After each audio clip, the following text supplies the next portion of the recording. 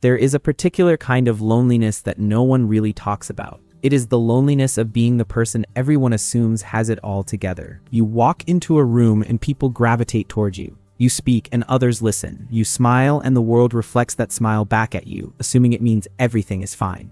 But behind that polished exterior, behind the steady voice and the composed expression, there is a quiet chaos that you have learned to hide so well that sometimes even you forget it is there until night comes, until the noise fades. And suddenly, in the silence, you feel it, that hollow, unsettling sense that you have absolutely no idea who you are or where you are going. This is not a rare experience. It is, in fact, one of the most psychologically complex patterns that exists in human behavior, the profound disconnect between external confidence and internal confusion. And if this resonates with you, the first thing you need to understand is that this is not a flaw in your character. It is a story your life taught you to tell, long before you were old enough to choose a different one.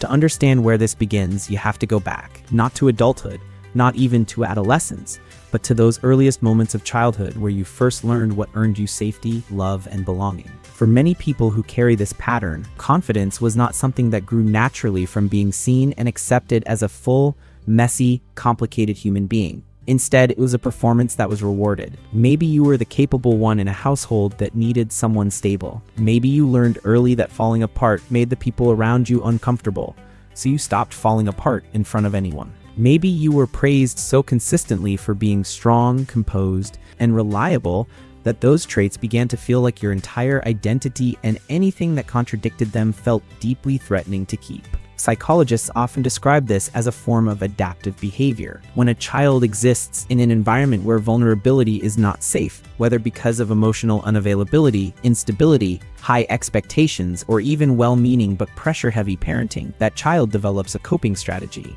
They build a self that is acceptable to the outside world, confident, competent, unshakable, and they tuck the rest of themselves, the uncertainty, the fear, the grief, the confusion, somewhere deep where it cannot embarrass them or drive people away. Over time, this becomes so automatic, so deeply ingrained, that it stops feeling like a performance and starts feeling like survival. The tragedy is what happens when this child grows up, because the world does not stop rewarding the performance. In fact, the world doubles down on it. You get the promotions. You get trusted with responsibilities. Friends come to you with their problems because you seem so grounded. Colleagues admire your composure under pressure. And with every piece of validation, the mask gets thicker because it is working. Except underneath it, the real questions: who am I when no one is watching? What do I actually want? Do I even know what I feel? Those questions grow louder, not quieter. This is where the internal experience becomes genuinely disorienting. On the outside, your life may look like evidence of someone who has figured things out. On the inside, you are often running on instinct and autopilot, making decisions not from a place of clarity, but from a place of performance maintenance. You choose the path that looks right rather than the one that feels right, because you have spent so long disconnected from your feelings that you are not always sure you can trust them. You say yes when you mean no, not out of weakness, but because the confident version of you that the world expects would not hesitate. You suppress doubt because doubt looks like weakness, and so you drift, moving through a life that, from the outside, looks intentional and directed, but on the inside feels strangely borrowed, like you are living someone else's story and waiting to be found out. This fear of being found out has a name in psychology. It is called impostor syndrome, and it thrives in exactly this kind of internal landscape. But for people with this particular pattern, impostor syndrome runs even deeper than professional self-doubt. It extends to identity itself. You do not just fear that you are not as competent as people think. You fear that you are not as whole as people think. That if someone truly saw the confusion, the exhaustion, the moments where you lie awake genuinely unsure of who you are or what you are doing, they would withdraw the admiration, the trust, the love. And because that admiration has become the primary way you experience your own worth, the thought of losing it is existentially terrifying. This also reshapes relationships in profound ways. Intimacy becomes complicated when you have a deeply practiced habit of presenting only your most composed self. Partners may tell you that they cannot reach you, that there is a wall, that they feel like they are always on the outside of something they cannot name. And you might genuinely want to let them in. You might ache for the kind of closeness where you do not have to perform. But the moment real vulnerability is required, something in you pulls back, because somewhere in your nervous system, being truly known still carries the old warning. This is where you become too much, too broken, too uncertain, too real. And so you retreat back into the version of yourself that has always kept you safe. What makes this pattern so hard to break is that it is not entirely a problem. Confidence is a real and valuable thing.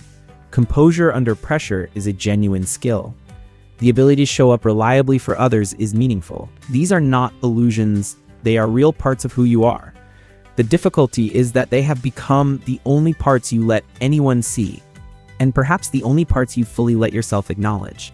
And a self that is only half expressed is a self that will always feel, on some level, unreal. The path forward does not ask you to dismantle the confidence.